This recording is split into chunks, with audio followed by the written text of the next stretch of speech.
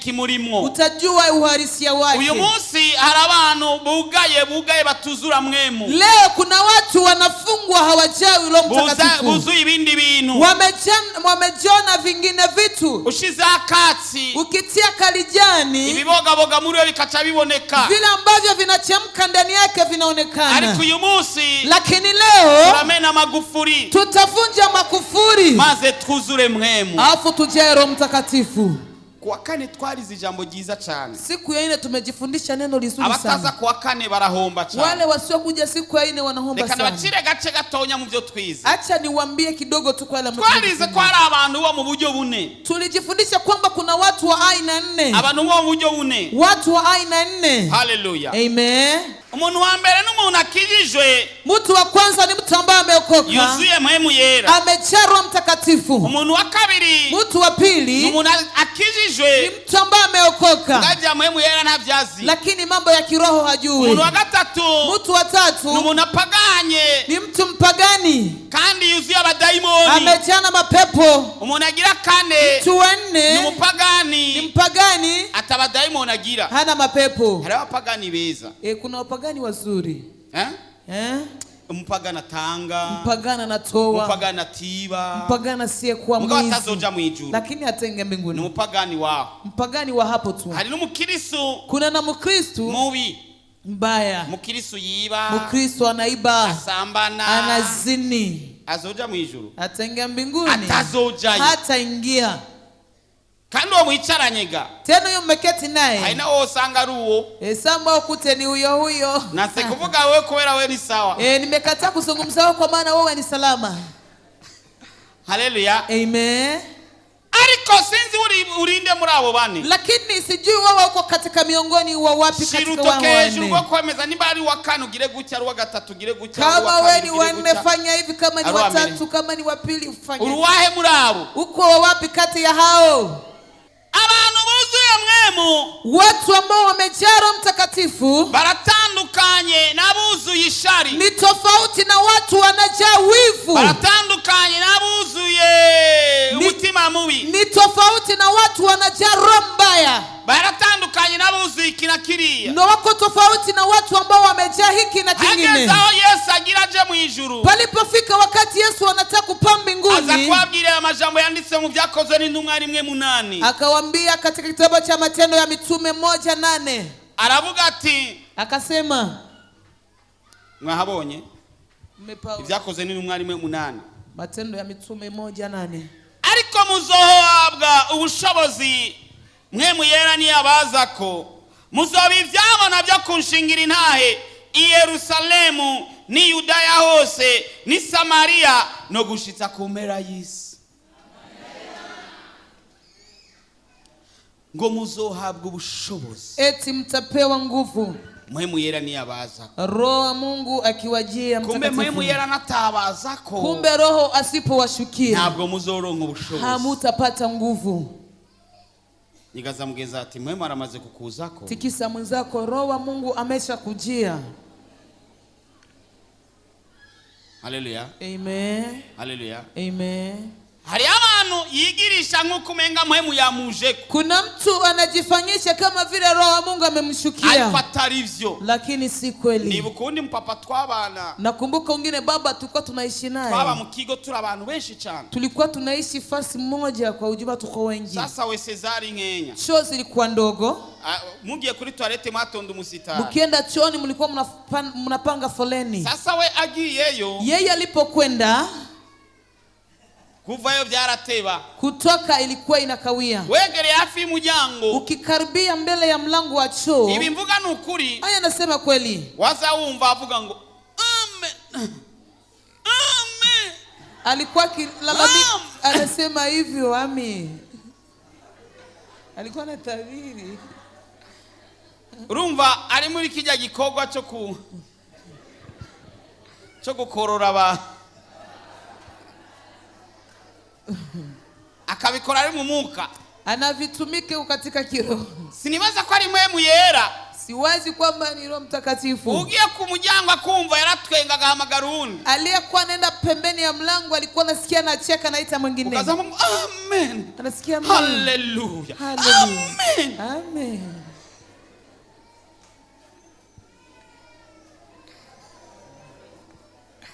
Muzahabwa ubushobozi mwe niyabazako. Eti mtapewa mamlaka ama nguvu Roho Mtakatifu akiwajia. Mugabo kandi lakini tena waronse ubushobozi aliyepata mamlaka nguvu atari cyabona anakuwa shahidi cyo gushingira intahe Yesu, cha kumshuhudia Yesu gwera haba kuanzia mahali anaishi nyumbani kwake. Yesu ngo gwera Yudaya. Yesu alisema kuanzia Yudaya aho bari mahali walikuwepo. uba mu Gahahe, kama unaishi Gahahe ni guhera mu Gahahe, kuanzia Gahahe ubahe. Unaishi wapi? Unaishi wapi? Kumutinya kuvugaho muba. Mbona mna abo si babahungu baja kuresha bakachavesha abakobwa ko baba mu ntuze nyakandi. Hao si wale wa vijana waenda kuchumbia wanadanganya wa binti eti wanaishi kama kandi basanzwe baba mu ntuze na wanaishi hapo. None wahe? Unaishi wapi? Nuguhera aho nyene wavuze. Kuanzia hapo umetaja. Ugashika mu Rubirizi. Unafika Rubirizi. Ugashika mu Kinama. Unafika Kinama. Ugeze Burundi bwose. Paka Burundi nzima. Hata dunia nzima. Ngo muzohabwa ubushobozi. Mutapewa mamlaka. Mpwemu yera ni yabaza. Roho wa Mungu akiwajia. Bigaragara ko mpwemu yera natabazako. Inatafsiri kwamba kama Roho wa Mungu awajia. Ntabwo muzoronka ubushobozi. Hamutapewa nguvu. Bugi impamvu wirukana n'imbeba zikanga kuva mu nzu. Sababu unafukuza hata panyi na kataa kukimbia mnyumbani. Buja impamvu wirukana utudaimoni tukanga no kuvamo. Sababu unafukuza hata tumapepo tunakataa kutoka mnyumba. Nuko ubushobozi butarakuza. Ni kwa sababu nguvu za Roho Mtakatifu kandi ubwo bushobozi kugira ngo bukuzeko. Na hizo nguvu kusema sikujie. Bisaba kuwa warose mwemu. Inaomba uwe umepata. Uyo munsi turaza kumena magufuri yazibiye kuronga mwemu. Leo tutavunja kufuri zimesababisha kutokupata Roho Mtakatifu. Ni wirekura. Ukijiachilia. Na uno musuruzuzwa. Nawe leo utajazwa Roho. Ndizera kutaza kuzura nka wa mugabo navuze abari muri. Naamini kwamba utajua kama ule baba nimetampa. Bantu b'Imana akuzuye nikamurikwa. Watu wa Mungu mnaelewa hivyo? Akuzuye nikamurikwa. Mnaelewa? Reka mvuge mu kindi kirundi basi ikintu cuzuye ntuworinda kukimurika ngira ngo urabe. Kitu ambao kimejaa hautachunga kuangaza ili uone. Icuzuye kiragaragara. Kitu kimejaa kinayizirika. Uzuye mpwemu yera aramenyekana. Yule ambaye amejaa Roho Mtakatifu anajulikana. Na mvugo yiwe. Hata katika msemo wake. Petro yaragerageje kwihisha. Alijaribu kujificha. Niwamenye ko ari muri babandi buzuye mwemu. Asijulikane kwamba ni miongoni mwa watu wanajaa Roho Mtakatifu. Ko ari muri babandi bagendana na Yesu. Asijulikane kama iko miongoni ya wale wanatembea na Yesu. Ariko kubera ico yakiriye. Lakini kwa sababu kile Petro alipokea. Barashoboye kumumenya. Waliweza kumjua. Uri Mukristo ukaba ahantu indwi zitatu. Kama wewe ni Mkristo unaishi mahali wiki mahali tatu. Bakaba bataramenya kukijijwe. Hawajajua kwamba wewe unaokoka. Burya agakiza kawe kaba gateye amakenga. Wokovu wako unaleta wasiwasi. Bimigiriwe mwicaranye ni watavyumvise neza. Ambia mwenzako labda kusikia vizuri.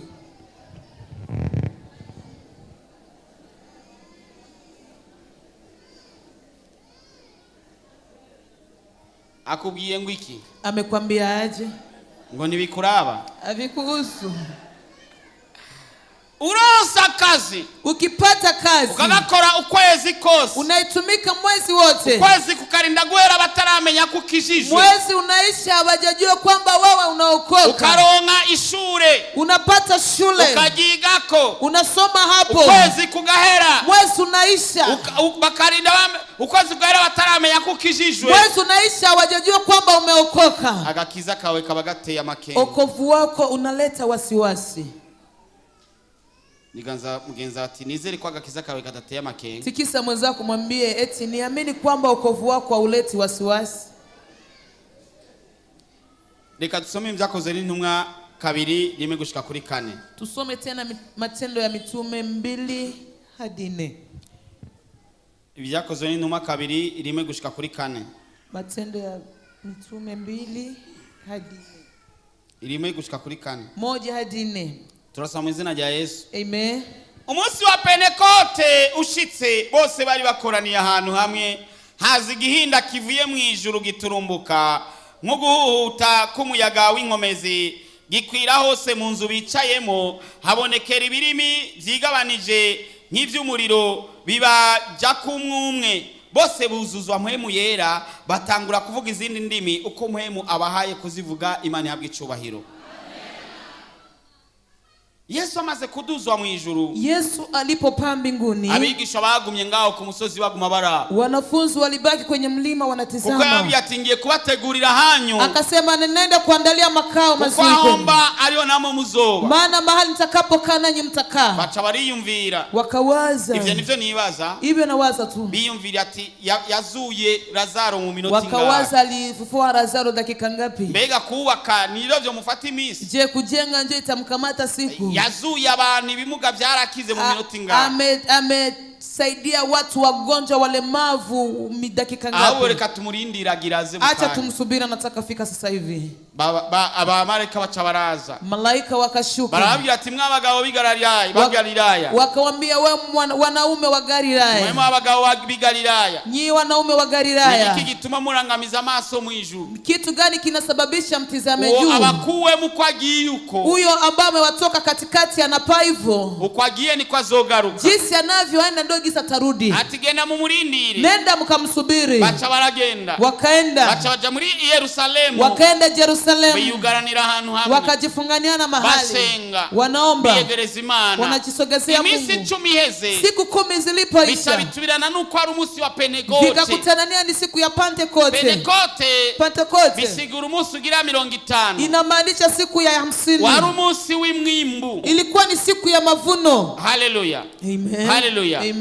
Mu Bisirayeli rero, katika wana wa Israeli, hari umunsi w'umwimbu, palikuwa siku ya mavuno, umunsi wo kunezererwa umwimbu, siku ya kufurahia mavuno. Uwo munsi, hiyo siku niyo Imana yashimye kurungika mpwemu yera, ndipo Mungu alikubali kushusha Roho Mtakatifu. Numunsi ugira 10 Yesu aduze mu ijuru, ni siku ya 10 Yesu amepaa mbinguni. Haleluya, amen, haleluya, amen. Uka umunsi wa 50 Yesu azutse, inakuwa ni siku ya 50 Yesu amefufuka. Yesu yazutse, unajua kwamba Yesu amefufuka, atamara iminsi 40 aboneka, akamaliza siku 40 anaonekana, achaduga mu ijuru, akaenda mbinguni. haizi iminsi 10, palipoisha siku 10, abigisha baca baruzuzwa mpwemu, wanafunzi wa Yesu wakajazwa Roho Mtakatifu, batangura kuvuga mu ndimi, wakaanza kusema kwa lugha, kunena kwa lugha, ndimi zimenyekana, katika lugha ambazo zinaeleweka.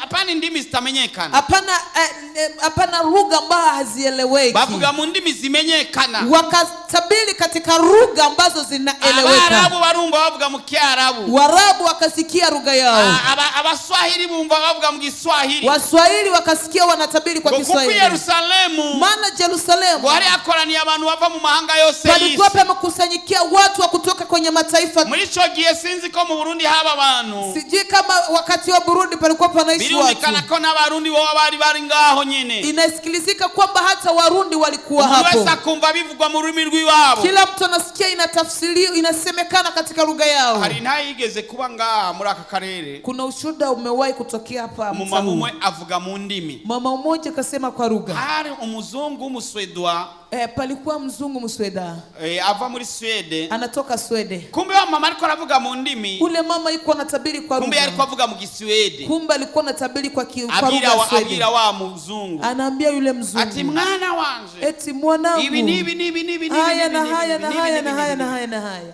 Wa mzungu, yule mzungu achayibaza nguja mudamu ngo azi Kiswede, akawaza yule mama anajua lugha ya Kiswede. Amiga heze, ibada ilipoisha, wa mzungu asaba pastor ati, ule mzungu akamwomba mchungaji, mama yavuze hariya alikuwa kuna mama ametabiri ati urashaka kumumamagara tuvugane, unaweza kumunitia tuzungumze naye. Yagomba mubaza ati ibyo bintu byanje ninde yabikubwiye, alikuwa anatamswali vitu vyangu, nani alikwambia mambo yangu? Izo sisa kumusigaye muzana ngaha mu rusengero, uyo si umbea mnaleta kanisani. We muri Swede waba mu kace kitwa ngwiki, Swede kunaishi fasi fulani inaitwa, mzungu aravuga, mzungu akasema, wa mama baza pastor ati mumbarizi ije alikuwa aravuga nta nakimwe. Mama nauliza mchungaji, sisikii, anitafsiria nisikie cha anasema. Ati abo, eti ivyo vuga nivyo, yule sema kweli, kumbe nuvyumva, mbona naona sasa vile unasikia, uri kuravuga uzuye mwemu, wakati unatabiri unajua Roho Mtakatifu, ururimi uvuga nturupanga, lugha ambayo utasema hutaipanga. Reka mwemu akuzure, acha Roho Mtakatifu akujae, apana kwiyuzuza, hapana kujijaza peke yako. Reka mwemu yera bari bakuzura. Acha Roho wa Mungu akujae. Uzura mwemu uzamenya.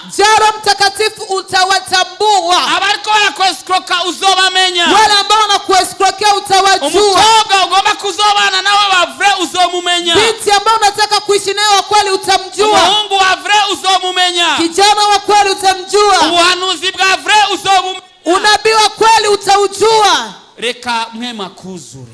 Acha Roho Mtakatifu akujae.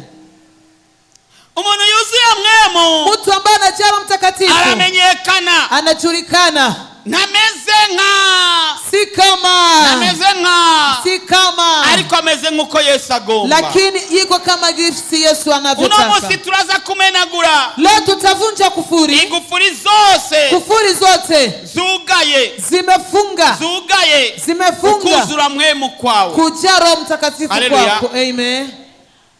Kuzura mwemu kwarugaye, kujaa Roho Mtakatifu kumefungwa, uchauzura ibindi bintu, ukajaa vingine vitu, uchauzura ibindi bintu, ukajaa vingine vitu, uchauzura ibindi bintu, ukajaa vingine vitu, uchauzura ibindi bintu, ukajaa vingine vitu. Ibyo bintu uzuye, hivyo vitu ambao umejaa, ibyo bituma udashobora guhagarika ibinabiriya, ndio vinasababisha usisimamishe haya na mengine, ndio bituma ndio vinasababisha usenga masengesho ntashike, unaomba maombi isifike mbinguni. Ariko reka duhagarike ibyo bintu, lakini acha tusimamishe hivyo vitu vyote, tumenagura magufura zibiye ko tuvunje makufuri ambavyo zimefunga ili Roho Mtakatifu asikujae, maze mwema kuzure, afu Roho Mtakatifu akujae. Haleluya, amen. Reka uno munsi wuzure mwema, acha leo ujae Roho Mtakatifu. Ni wavuga uvuge nk'uvugishijwe, ukisema useme kama mtu anatabiri, ni muzu zawe zigaragaze ko uzuye mwema, hata mavazi yako ya kutambulisha kwa umejaa Roho Mtakatifu. Mwema kuzure, Roho wa Mungu akujae, kugeza no mu muzu, paka kwenye mavazi yako, kugeza no mu masahani, paka kwenye masahani, kugeza no ku buriri, paka kitandani. Haleluya, amen. Unazihenda kambara impuzu wambaye, mtu atakayevaa nguo ambayo umevaa isanga tangiye kuvuga mu ndimi, ajikute anaanza kutabiri kwa lugha, uyenda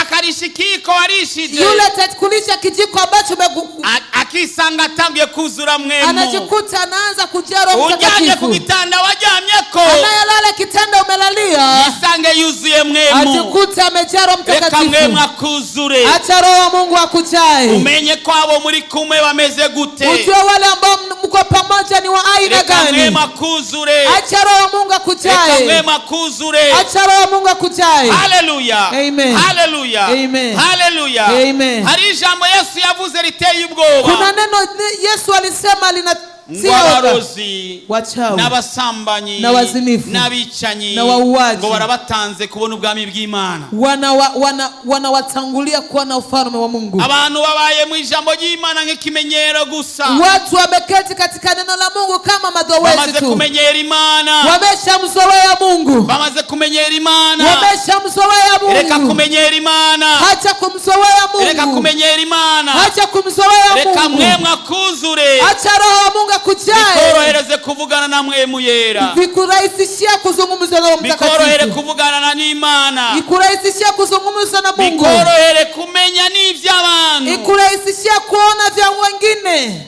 Ugomba kuzura mwemu, kama nataka kujaa Roho Mtakatifu, ivy'amasono urareka, mambo ya mahaya unaacha, kuzura Roho wa Mungu anakujaa. Petero amaze abantu bamaze kubona ba Petero bariko ravuga mu ndimi, watu walipoona wa Petro wako wanasema kwa lugha, bacavuga ngo baborewe ngwigisama, wakasema kwamba wamekunywa vino. Petero n'abandi bigisha bacasoka hanze, Petro na wengine wanafunzi wakatoka nje, barabwira bati, wakawaambia hivi, izi ni saa 3 zo mu gitondo, hizi ni saa 3 za asubuhi, nta muntu n'umwe yoba yamaze kubarerwa aya masaha, hakuna mtu atakayeelewa saa hii. Aravuga ubutumwa bwiza, akahubiri, abantu buzuye mwemu, watu wamejaa Roho Mtakatifu, baragira urutonde, wanakuwa na orodha, baragira urutonde, wanakuwa na orodha, barakorera kuri leadership, wanatumikia kwenye orodha. Werike abantu 11 batavuga icyarimwe, kwa nini watu 11 wakutabiri pamoja? Ngo bose barahoze, lakini watu walinyamaza. Petero abariwe yigisha, Petro yeye ndo akafundisha, arigisha, akafundisha, kandi yigishije, tena alipofundisha, ngo munsi yakijijwe abantu 3000, huyo siku paliokoka watu 3000. Haleluya, amen. Ariko abantu batuzuye mwemu, lakini watu wasiojaa Roho Mtakatifu, bashaka bose baba bashefu, wanataka wote wawe viongozi, umwe wese abe shefu, kila mtu awe kiongozi. Nta mukuru abura mukuru we. Hakuna mkubwa sio kosa mkubwa wake. Nibovugira mwese icyarimwe. Hamuwezi kusemea moto icyarimwe. Urutonde rurakora mu bintu by'Imana. Orodha inapaswa kutumika mu mambo ya Mungu. Petero niwe yahagaze. Petro akasimama. Aravuga. Akahubiri. Abandi barahora. Wengine wakanyamaza. Eka akuzure. Acha Roho Mungu akujae. Ushoboye no gutahura urutonde. Uweze kuelewa na orodha. Eka mwema akuzure. Acha Roho Mungu akujae. Wirekure. Ujiachilie. Mwema gukoresha uko agomba. Roho Mungu kutumikisha gisi. Nimegundua uzuri wa Yesu. Nimegundua utamu wake. Uburebure bw'ingorane yawe bungana n'uburemerezi bw'inyishu yawe. Nimwaguma muri jewe please, amajambo yanje akaguma muri mwebwe egala, musabe icyo mugomba cyose kizobaberako. Ukeneye umwana, ukeneye kubaka, ukeneye kwishugwa ejo nk'aya mango, mu kwezi gukurikira nk'aya mango, mu mwaka uza nk'aya mango, ibyawe bigiye kumenyekana kandi bose bazokumenya uriwe.